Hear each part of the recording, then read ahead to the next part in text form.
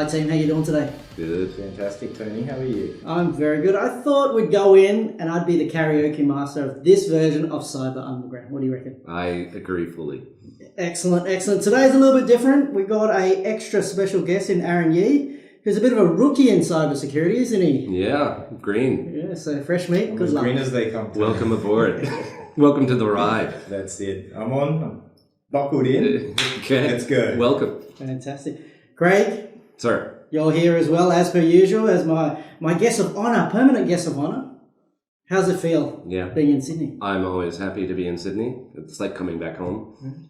Fantastic, fantastic. Okay, let's start. This gentleman is quite new to the cybersecurity game. Aaron, tell us a little about yourself, how you came across to being in cybersecurity today.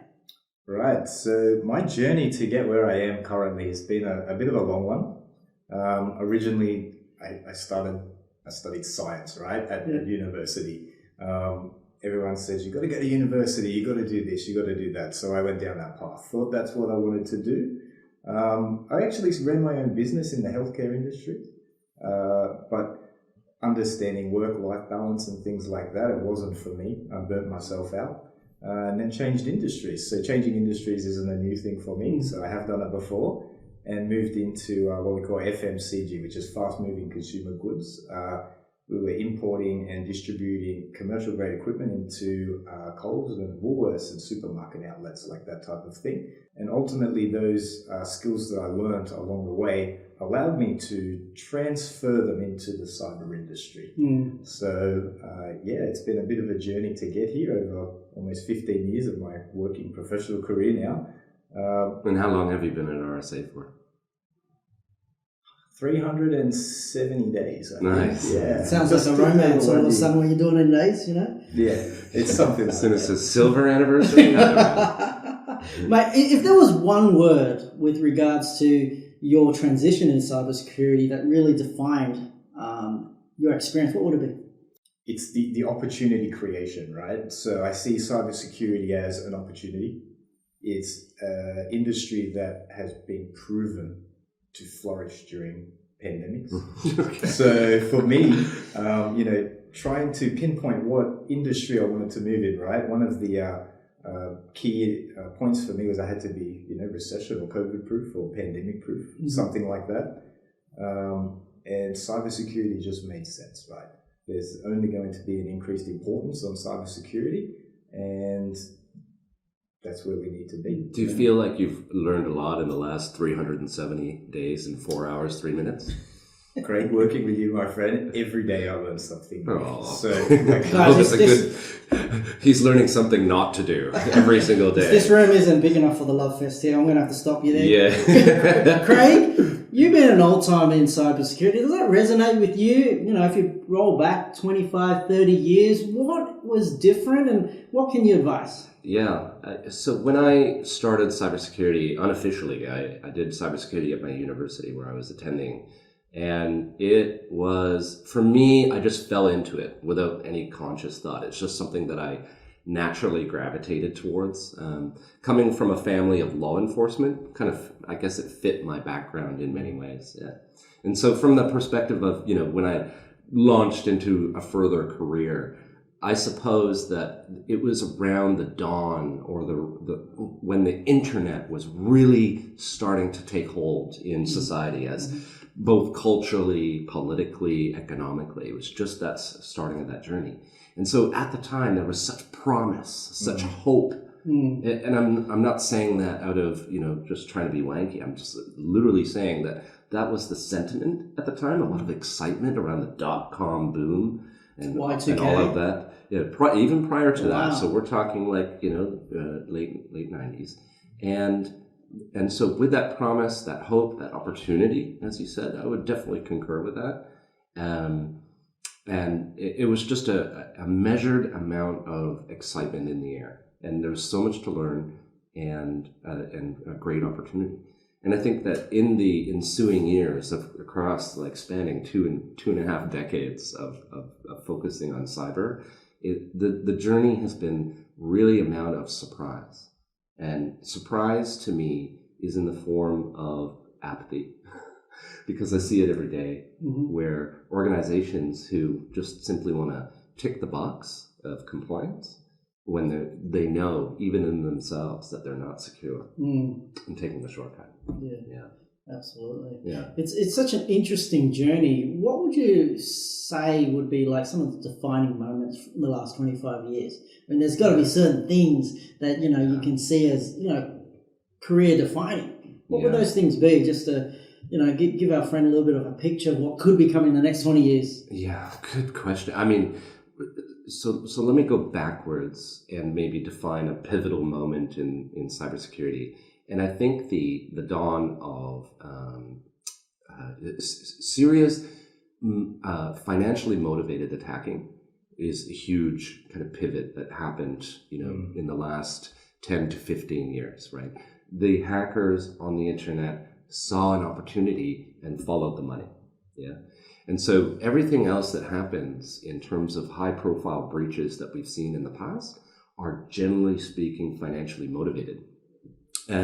There's also nation state hacking that we've talked about on the podcast before. So that political ideology, hacktivism, and everything that orbits around that, those were big moments as well. But nation state attacks where you go up against an adversary that has unlimited budget and unlimited capability. How do you protect yourself against that? And that's a really huge, stimulating challenge. To effectively do the impossible is to keep out those types of bad guys. So that's backwards. Future, so where are we going in the next 10 years? I'll say it categorically. It is AI, period, categorically. If there's any development that is really coming to the fore in all manner of walks of life, everything from automated script writing for television, art generation, music generation, and then using AI in the context of cyber defense, we cannot go forward in representing a security vendor. We cannot go forward without embracing some aspect of AI or machine learning, and simply because of one thing, is that the hackers are already doing it. Right. Yeah, so AI will actually be the beating heart of cyber defense and cyber offense in the next 10 years. And we're seeing it already. It's interesting. We talk about encouraging the thought process and embracing AI. One of the words you said, which is opposite to that, was apathy. Yeah. Right? Now, I'm going to ask you, Aaron, you are out there helping, clients. What sort of apathy are you seeing, and how do you sort of overcome that without fearing people to death? Everyone's different, right? Everyone's fear level is different. So when you're dealing with individuals and individual endpoint users, some people look at what we're doing and they just get it, right? But then, like Craig said, you've got these people that just want to check off their compliance boxes and things like that, and regulations are constantly changing, right? They increase the security tightening, they decrease it. So it's more about satisfying the customer's question, right? And that is, am I safe? And, we can say that, if you use RSA technology and you use what we do, then we can protect you. So in terms of the fear, it's up to the individual end user, I believe, because some people go in at very fearful of what the future is and what the current state of the cyber landscape is.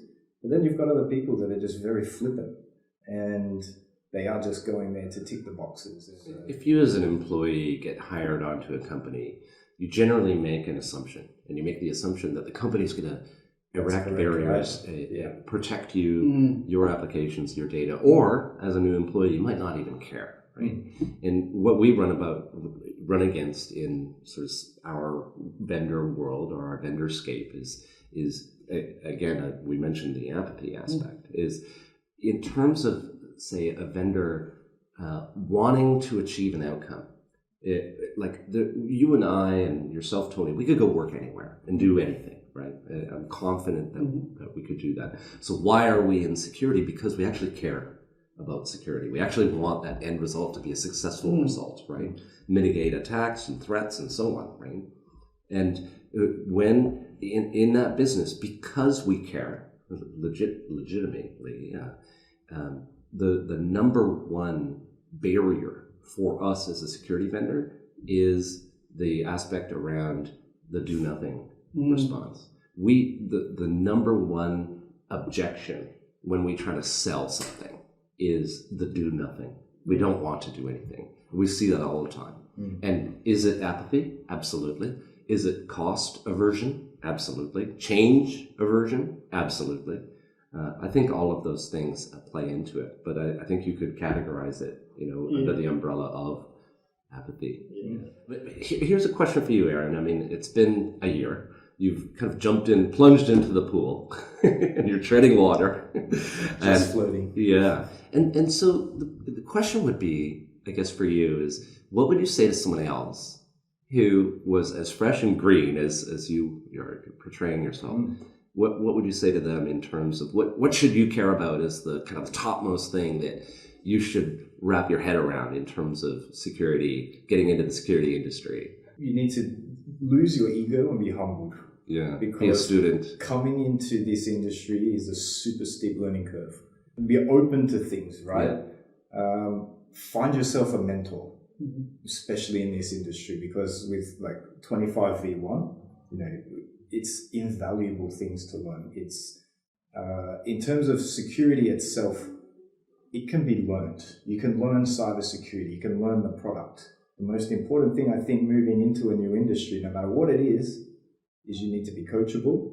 You need to be a hustler. You need to want to learn and a student, and you need to be hungry. So that's all it is. Fantastic. If you get in there and you open your mind, you let everybody in, you learn as much as you can, you take the skills that you have and you bring them to the forefront. You humble yourself and say, hey, I don't know this, but I do know this. And that's where I think I've really found my feet at the moment, is my transferable skills from people management and customer relationships really shines through. Yeah, we see that. Where I can pick up the slack on the technical, on the product side, right? Because that's all learned behaviors and learned stuff. Yeah. So to contrast for somebody who's, been there, done that, been around for far too long, my advice, and I'll just say this very honestly, is that what you just said is absolutely 100% accurate. Absolutely. Perfect. Yeah. Be a student, right? And from my perspective... In life, Craig. Sure, of course. Always be learning, and humble yourself. Yeah. Except for Tony. He's not humble at all. I know everything. Don't worry about it. But from my perspective, I think, and I'm guilty of this, is trying to learn it all at once. And don't do that. Focus on those 1, 2, or 3 things that you can focus on. The ones that really kind of push your buttons.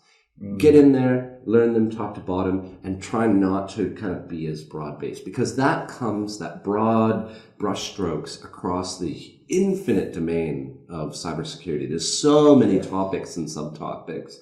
Focus on those 3 topics that really can sing to you, and focus and become great.